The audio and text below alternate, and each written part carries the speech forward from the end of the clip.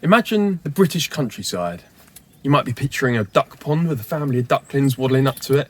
Might be a couple of tall oak trees, but I bet one thing in that image is a gorgeous thatched cottage.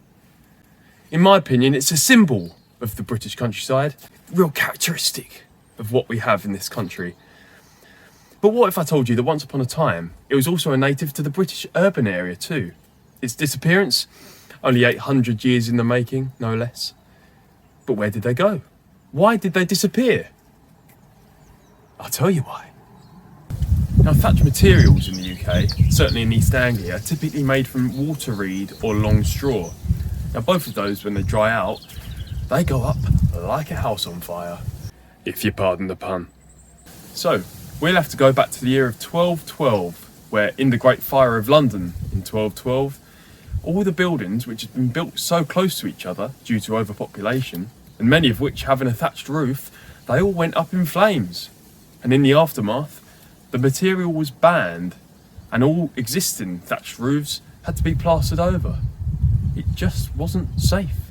By the time its more infamous Big Brother burnt through London in 1666, thatched properties were already very rare due to these laws, and those that remained only in poor areas and were illegally maintained, giving them even greater risk to things like fire.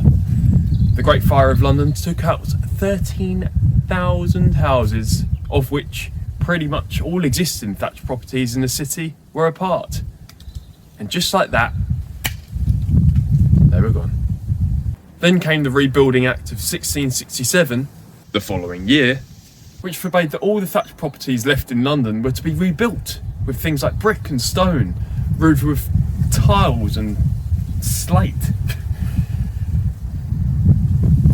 Although, to be fair to them, it was because they were at far lower risk of things like fire, which killed thousands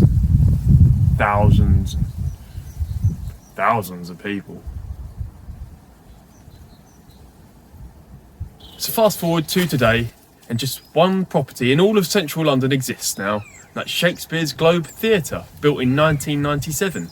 It's only about a half millennium hiatus. That was granted special permission, in fact, from local authorities to replicate its 16th century self.